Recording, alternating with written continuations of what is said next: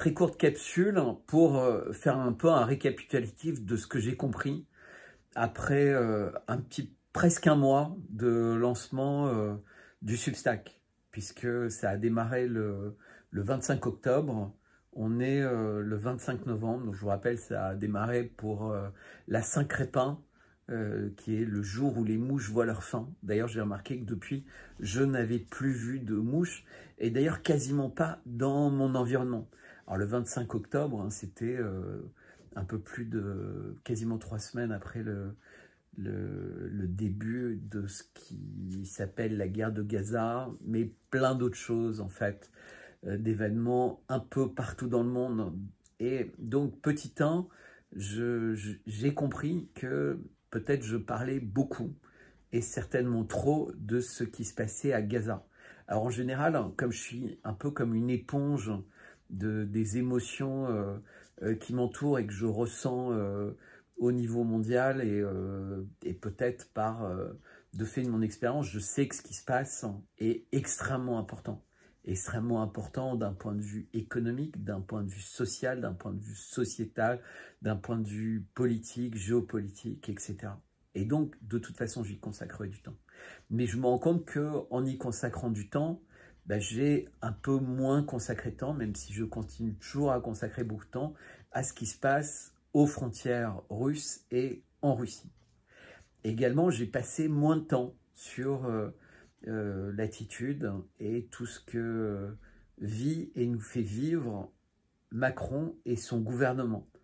Donc j'ai très peu évoqué les séries de 49.3, j'ai pas beaucoup évoqué les crises en France, les assassinats, le racisme, l'antisémitisme, alors qui pour moi est un racisme, alors c'est quelque chose qui de plus en plus me paraît à la fois artificiel d'avoir un terme spécial pour ça, surtout après tous les épisodes des fameux Moldaves qui mettaient les croix et qui étaient commandités par des personnes qui elles-mêmes étaient juives. Et donc c'est particulièrement inquiétant à une époque où il y a tellement de false flags, donc d'opérations menées sous faux drapeaux à très grande échelle, et se dire que même les citoyens se sentent obligés de créer des faux drapeaux pour faire avancer une cause, c'est totalement effrayant. Et on ne sait pas où ça s'arrête. Et donc ça part dans tous les sens, donc je vais essayer de parler plus de ce qui se passe en France, parce que ça vous intéresse, l'inflation des énergies, l'inflation de la nourriture, le niveau de l'école, toutes les nouvelles lois d'Attal, le ministre de la Justice qui a plein d'affaires judiciaires, mais qui ne démissionne pas, etc., etc. Donc on n'est plus du tout dans une république exemplaire, j'en parlerai. Je parlerai du Mexique, parce qu'il y a une campagne électorale qui s'annonce au Mexique, et il y en a d'ailleurs un peu partout dans le monde, et ça vaut vraiment le coup de regarder ce qui est en train de se passer au Mexique, et ce que ça peut vouloir dire pour ce pays extrêmement proche, extrêmement important pour les États-Unis. Évidemment, je parlerai de temps en temps du Brésil et plus généralement tous les pays des BRICS. Je vais parler du Venezuela, je vais parler de la Bolivie, donc de tout ce qui est métaux rares, hein, lithium, cadmium, etc., qui sont découverts là-bas. Je vais également parler de ports immenses qui sont en train d'être construits au Pérou et qui vont avoir un impact énorme sur le développement de l'Amérique du Sud, parce que souvent on oublie que la Chine a des visées également dans cette région du monde et que c'est un acteur qui est déterminant, puisque aussi bien sur le côté militaire, en fait, la Russie a montré que l'OTAN et les États-Unis étaient vraiment des géants au pied d'argile, même s'ils ont encore plein de cartes dans leur manche, comme on le voit avec des tours de passe-passe en Azerbaïdjan, Karabakh, Géorgie, Kazakhstan, Ouzbékistan, etc. On va avoir beaucoup de surprises. On a toujours plein de surprises possibles en Ukraine. Donc ça, j'en parle un peu plus. Et oui, et donc parler un peu également des grandes routes commerciales de la Chine. Donc comme je dis, d'une part, Pour la Russie, militairement, ils ont montré une grande supériorité. Je pense que les Chinois sont en train de rattraper un retard important, mais ils ont une armée considérable. Mais surtout, ils ont des projets économiques pour irriguer le monde et des projets qui intéressent tous les pays, en fait. Donc les Américains, eux, sont assez éloignés de ça, même si le commerce entre les États-Unis et la Chine est extrêmement important. Et d'un point de vue financier, si les Chinois détiennent encore plusieurs centaines de milliards de bons du trésor américain, ils en ont beaucoup moins qu'il y a quelques années et ils sont en train de vendre. Et d'ailleurs, en parallèle, ils achètent beaucoup d'or et ils essayent de trouver un moyen, dans le cadre des BRICS, d'avoir des banques. Mais donc, il y a des routes maritimes de plus en plus grandes avec des ports ad hoc qui vont vers l'Amérique du Sud et donc la façade ouest. Et donc, ils vont principalement intéresser tout ce qui est les pays comme le Chili, Bolivie, Colombie, Pérou, etc., Équateur. Donc, ça va être très intéressant de voir comment tout ça se passe, avec de l'autre côté le rôle qu'auront le Venezuela et le Brésil et l'Argentine. Argentine, où il y a un nouveau président qui vient d'être élu. Évidemment, je parlerai de tout ce qui est société secrète. Hein. On me pose beaucoup de questions sur la franc-maçonnerie, ou plutôt les francs-maçonneries, donc j'évoquerai ça.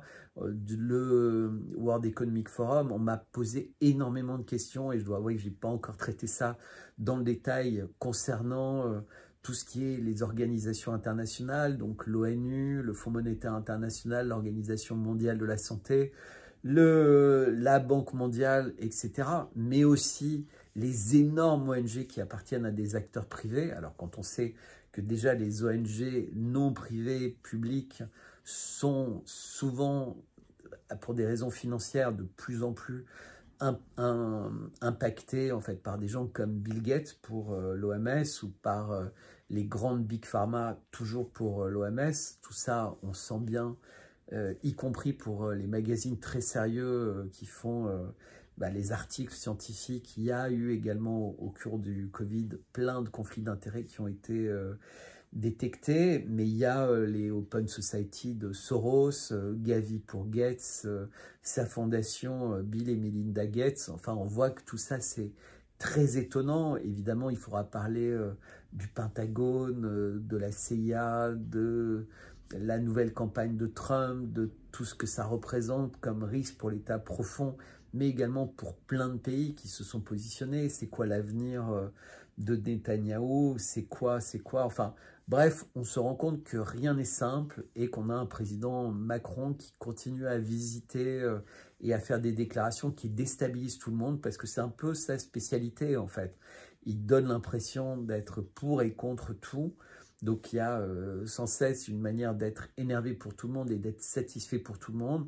Et c'est son espèce de « en même temps », alors qu'en réalité, il est un personnage de plus en plus important. Et à chaque fois que beaucoup de gens considèrent qu'il est de moins en moins habile et qu'il va s'effondrer, c'est exactement l'inverse qui se passe. Donc il faut arrêter de le prendre pour un idiot, il faut le prendre pour quelqu'un qui réussit particulièrement bien tout ce qu'il entreprend, et commencer à anticiper les choses. Mais également, qu'est-ce qui se passe au Japon, puisqu'on ne parle pas beaucoup du Japon. Où est-ce qu'on en est du côté de Fukushima, où est-ce qu'on en est sur l'enquête de l'assassinat du Premier ministre, quelles sont les relations que le Japon entretient aujourd'hui pour ses énergies avec, entre autres, la Russie. Évidemment, il faut parler de Taïwan, puisqu'il va également y avoir des élections à Taïwan. Comment est-ce que les Chinois vont regarder ça? Quelle va être la manière des Américains d'influencer considérablement, comme ils le font à chaque fois dans leur chasse gardée, les élections? Il y a aussi plein de choses qui sont en train de se passer, qui vont se passer avec l'Australie, avec l'Indonésie, avec l'Inde et évidemment avec les BRICS.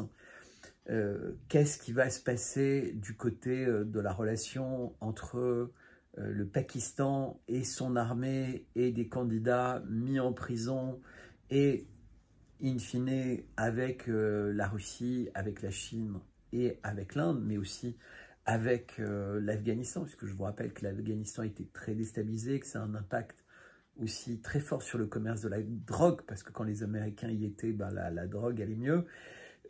Évidemment, tout ce qui se passe en Afrique, et sans oublier en fait les grands malades du monde aujourd'hui, qui sont les États-Unis et le Canada et l'Europe, sachant que l'Union européenne, et plus généralement l'Europe, est un malade bien plus grand, puisqu'on est dans une période de dépression terrible pour quasiment l'ensemble des pays, et qu'elle va avoir un effet d'entraînement de plus en plus fort au cours des mois qui viennent.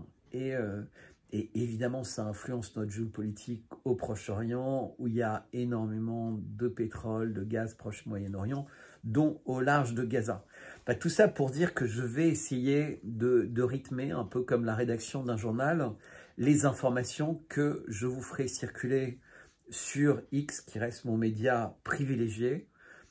Je continuerai sur YouTube comme cette vidéo, parce que je pense et je continue à penser que YouTube peut être un média intéressant, mais je suis certain d'être shadowban. En fait, je ne réussis pas à comprendre, puisque mes vidéos, même avec des super commentaires, même avec beaucoup d'efforts, c'est comme si elles n'étaient pas vues, qu'elles pouvaient toucher qu'à peine le 10e des personnes qu'elles touchaient encore il y a quelques mois.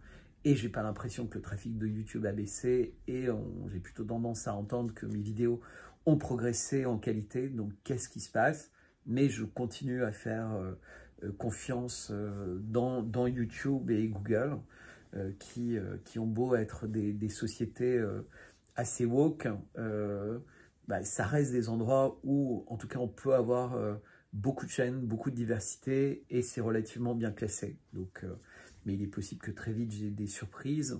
Il y a la lettre d'information Substack, et s'il vous plaît, abonnez-vous, et si vous en avez les moyens, prenez des abonnements payants, donc dans lesquels je mets en avant une sélection de tweets, parce que j'ai beaucoup d'entre vous qui disent que je produis tellement qu'ils n'ont pas le temps de tous les lire. Donc dans la lettre Substack, il y aura une sélection. Il y a également une sélection de vidéos avec des éditoriaux toujours. Il va y avoir le miel. On a pris un peu de retard, parce que la famille principale qui travaille avec nous, qui fait toutes les mises sous bocaux de façon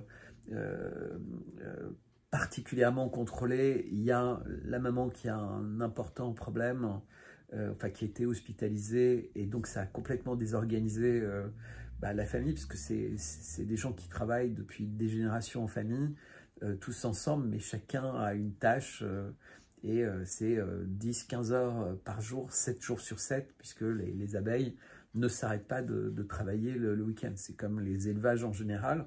Mais on avance, on est en train de préparer aussi la gravure sur les pots. On vous en parlera. Ceux qui se sont préinscrits à newsletter pour le miel, dont le lien sera en légende de cette capsule, recevront une liste de bocaux disponibles, une liste de miel disponible et les tarifs. Et donc vous pourrez confirmer votre intérêt et bloquer ainsi le nombre limité de flacons qui vont être vendus dans cette première vague de vente, qui sont donc des vieux flacons avec des miels que j'aurais tendance à appeler vraiment des premiers crus, au sens du vin. C'est-à-dire que c'est des miels qui sont exceptionnels et vraiment meilleurs que tous ceux que vous pouvez trouver dans le commerce ou ailleurs. C'est ce qu'on pourrait appeler des miels de grands cavistes, entre guillemets. Des miels où dès que vous allez les avoir en bouche, vous allez sentir la différence. Mais surtout, ce que je sais, et je vais continuer avec j'espère, de plus en plus de régularité, c'est vous écrire des articles par épisode. Et là, il y a une série sur Elon Musk, et donc en même temps que cette newsletter, je vous annonce l'épisode 3 qui paraît ce dimanche. Et il y aura a priori 5 épisodes pour parler de Musk. Mais aussi quelque chose qui me tient à cœur, et je me rends compte que ça vous tient énormément à cœur. C'est vrai que l'actualité mondiale, parfois, elle est dure, elle est triste. Ce sont des images qui nous font tous mal, et à force, on a envie de s'en protéger en déconnectant. Et c'est un peu d'ailleurs le rêve, puisque l'État fait une information si incompréhensible, avec tellement de peur, etc., que son objectif, c'est qu'on se déconnecte et que finalement, on se livre complètement entre ses mains. Donc la question, c'est toujours, est-ce qu'en parlant, est-ce qu'en disant la vérité, est-ce qu'en démasquant ça, on ne participe pas, à l'insu de notre plein gré, à créer en fait ce désordre que cherche le gouvernement. Et ce qui fait que je vais véritablement m'employer également dans Substack, puisque c'est des emails que vous recevez parce que vous y êtes inscrits, et j'espère que vous serez toujours plus nombreux à vous inscrire, à participer. Je vais m'assurer que dans chaque envoi de Substack, il y aura soit un petit article, soit des belles citations, soit des belles images avec des légendes qui vous invitent au voyage, à des découvertes, soit des fiches de lecture. Et par exemple, aujourd'hui, et pour conclure cette courte capsule, je voudrais vous parler d'une lecture qui m'a marqué quand j'étais jeune. Et c'est un extrait issu du château de ma mère. Donc, c'est les mémoires de Marcel Pagnol. Donc, il y avait La gloire de mon père et ensuite Le château de ma mère. Et dans La gloire de mon père, il rencontre un petit garçon qui s'appelle Lily et avec lequel il devient très ami. Mais Lily, c'est pas du tout le même milieu social, la même éducation que Marcel. Et donc, depuis le château de sa mère, on lui annonce qu'il reçoit une lettre. Et il est extrêmement heureux. Et donc, il a un petit peu de mal à ouvrir la lettre. Il ne réussit pas à décrypter tout le texte de la lettre et son père l'aide. Et parce qu'il y a plein de fautes d'orthographe, il y a pas mal de fautes de français.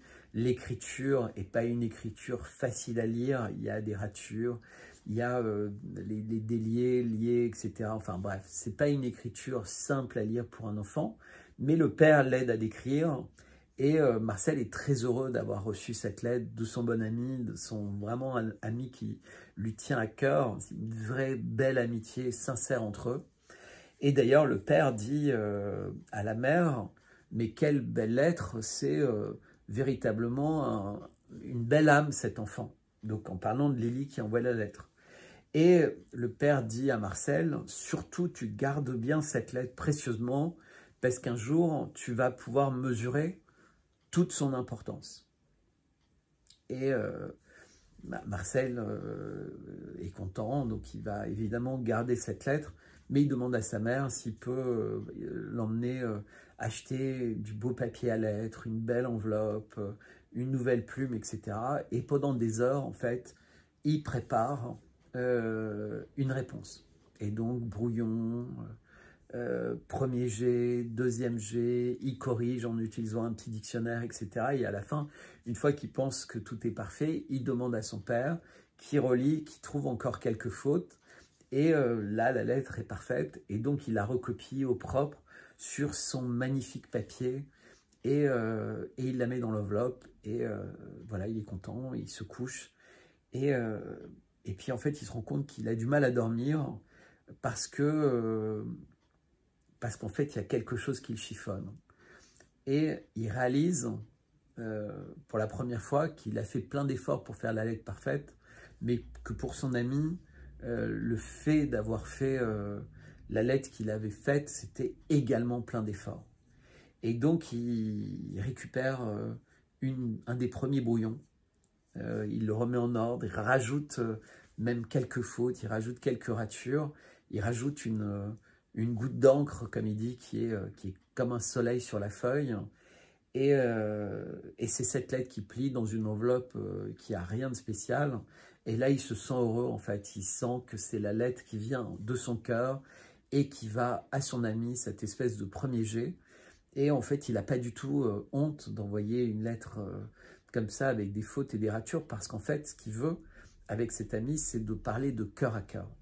Et c'est vraiment important pour moi, et c'est quelque chose qui est comme une armure quand je fais des fautes, quand je fais des textes qui sont compliqués à lire, parce que comme je vous le dis à tous, j'essaye de vous parler avec mon cœur, et j'y consacre du temps, mais à chaque fois que j'essaye de reprendre la lettre, un peu comme Marcel Pagnol, et de peaufiner mon texte, etc., eh ben, il a d'autres défauts que n'avait pas la première version. Et parmi les défauts, il y a celui qu'il n'est jamais parfait, en fait. C'est jamais bien. Et donc, c'est toujours plus lourd, c'est toujours plus long. Alors, et à la fin, parfois, après des heures, il y a quelque chose de précis, de peaufiné, etc. mais qui ressemble moins à mon style, dans laquelle il y a moins d'élan, il y a peut-être moins de vérité, il y a moins de choses. Et donc, naïvement, je me dis, bah voilà, peut-être qu'il faudra du temps, peut-être que je vais perdre beaucoup d'entre vous qui vont partir, qui vont vous éloigner de cette aventure parce que j'agis comme ça. Mais je me suis promis de le faire, d'essayer de le faire comme ça, et d'agir comme ça, et ça prendra le temps que ça prendra pour que vous soyez plus nombreux à vous intéresser à ce média, à avoir envie d'en parler à vos amis, à avoir envie d'en parler à vos proches, et d'avoir envie de l'aider. Mais j'ai confiance dans l'équipe qui s'engage autour de moi, que ce soit pour le miel, et aussi bien sur la partie technique que sur la partie scientifique, que ce soit pour tout ce qui est administration et mise en place et suivi des GoFundMe, des Litchi, sur YouTube, enfin partout, tout ce qui est fait afin que cette aventure grandisse, mais grandisse finalement de façon organique, j'aurais envie de dire de façon biologique. Donc effectivement, dans un schéma idéal, en quelques semaines ou quelques mois, ça pourrait être énorme, ça pourrait être très gros, ça pourrait être un magnifique, énorme succès. On peut appeler ça comme on veut. Et peut-être que pour nous, ça va mettre plus de temps. Peut-être qu'il va y avoir des moments où on va être préoccupé. On aura l'impression que c'est pas compris, qu'il y a des angoisses, qu'il y a des inquiétudes, que beaucoup de gros comptes et beaucoup de gros médias qui pourraient nous donner des petits coups de pouce, qui pourraient être intéressés que ce qu'on essaie de faire naisse, ne nous aide pas. Mais en fait, tout ça, ça va nous rendre forts. Moi, je remarque que les médias russes sont parfaitement intéressés par mes analyses, que des médias en Afrique également, que des médias, un média au Maroc, et puis encore beaucoup de médias en France, en Suisse, etc. Je ne sens pas complètement isolé. Je trouve que de toute façon, tout est sain, chaque chose est une expérience, et je vous remercie tous véritablement beaucoup, parce que vous êtes quand même des milliers, des centaines de milliers, voire sur X, des millions, à chaque mois, chaque trimestre, chaque année, à suivre, à vous investir, entre guillemets, pour que ce média qui est en train de naître grandisse et ait une vie qui soit à l'aune de l'utilité qu'on aura. Puisqu'en réalité, on veut véritablement que ce média soit récompensé à la hauteur de ses mérites. On ne veut pas que le média soit l'instrument de quelque chose d'autre. Et ça, je le dis, et c'est très critique parce que j'ai des personnes que j'apprécie, que j'aime bien ou que j'aimais bien, pour lesquelles le média n'est qu'un prétexte à créer quelque chose qui va leur apporter beaucoup d'argent dans la vente de produits financiers, de conseils financiers, de cours, d'académies, de machins, etc. Mais toute chose où en réalité, quand on regarde les choses froidement, c'est purement commercial, pas du tout altruiste, et qu'en réalité, c'est la priorité. Donc vous avez bien compris, en ce qui me concerne, ma priorité, c'est d'analyser les choses. Ma priorité, c'est de vous apprendre à décrypter ce qui se passe autour de vous. Ma priorité, c'est de vous armer au monde dans lequel, et vous armer essentiellement intellectuellement, au monde dans lequel on est en train de rentrer, et de vous armer aussi au sens où de bien penser, d'écouter des personnes qui vraiment ont envie d'échanger avec vous et de construire avec vous et de débattre avec vous, c'est essentiel. Mais c'est vrai également pour les produits que vous mangez. Et je ne saurais que vous recommander de faire attention, d'éviter les choses trop sucrées, mais en revanche de consommer plein de miel, parce que étonnamment le miel, c'est une forme de sucre, mais pas du tout le même que les autres. Mais essayez de vous éloigner aussi souvent que possible des villes, aller sur les marchés à la campagne, acheter des bons produits en essayant d'identifier quels sont les vrais agriculteurs. Et également, malheureusement, dans les marchés à la campagne, vous avez plein de gens qui sont des escrocs, qui vous disent qu'ils vous vendent des œufs biologiques, et quand vous regardez le numéro dessus, il y a marqué 3 ou 4, ça veut dire que c'est vraiment pas des œufs de bonne qualité, qui vous disent que les poulets qu'ils vous vendent sont des poulets fermiers, alors qu'en fait, c'est les poulets plus bas de gamme, quasiment tous au gramme près, ils font le même poids, la même taille, le même machin, et etc., etc. J'aurais plein d'exemples, Mais bref, ce que je veux vous dire, c'est qu'il y aura des citations, il y aura des belles choses, il y aura des articles auxquels je consacre énormément de temps, donc je suis ravi quand vous les propagez. Tout ça, ça va évoluer parce qu'on veut qu'en fait, même s'il y en a plusieurs, dans le titre, vous saurez à peu près ce que ça contient, la newsletter, mais que vous soyez impatient. Et pas impatient parce que dedans, il y a du contenu. Il n'y a pas quelque chose qui vous demande de dépenser plus, qui vous demande de vous abonner, etc. Nous, de toute façon, évidemment, on vous demandera si vous avez envie de soutenir, mais vous aurez toujours du contenu de qualité qui arrive. Vous n'avez jamais besoin de dépenser d'argent pour avoir ce contenu et la totalité du contenu, parce que c'est la règle, on vous fait confiance. On ne fait pas un système où on vous dit donnez-nous ci et vous aurez ça. On fait pas, non, il n'y a rien, on fait confiance. C'est fait par altruisme et on vous fait totalement confiance. Si vous considérez que c'est important et que vous ressentez quand vous dit qu'on a besoin, que ce serait non seulement sympa mais important de donner, vous le ferez. Et puis si vous considérez non, vous le ferez pas. De toute façon, ça ne changera rien. Parfois, je serai en colère, parfois j'aurai des états d'âme, parfois parce que je suis comme une éponge. Hein. Je vois beaucoup d'informations qui sont terribles. Mais voilà, ça va continuer. Donc j'ai fait rapide tour d'horizon. Donc on parlera beaucoup de la France, mais énormément de l'international, pour vous faire comprendre que tout est lié de façon matricielle. Donc la géographie et les questions, mais tout est imbriqué. Imbriqué, l'intelligence artificielle, le transhumanisme, le wokisme, le LGBT+, les OGM, les biolabs, les big pharma, les grandes compagnies militaires, l'éducation, l'intégration, le racisme, l'exclusion, le mal vieillir, entre guillemets, mais aussi le mal grandir, la baisse de la natalité. Enfin, vous voyez, il y a des milliers de sujets qu'on va essayer de traiter. Tout ça, c'est très riche. Donc, on va voir exactement comment ça va se cadencer. Mais ce que je veux dire, c'est ne vous inquiétez pas, on est véritablement en rodage. Mais comme on est tout le temps avec l'intention de mieux répondre à vos attentes et de devenir un des médias qui est important dans votre quotidien, un des médias auxquels vous avez envie de consacrer du temps, un média auquel vous avez besoin de consacrer du temps parce qu'il vous apporte des belles réponses, des bonnes réponses, des choses qui vous font grandir, des choses qui vous font vous sentir plus en sécurité dans le monde parce que vous êtes capable de comprendre, entre guillemets, les pièges et les choses plus intéressantes, etc. C'est ça qu'on veut faire. Donc, merci de votre patience. Tout ça va évoluer.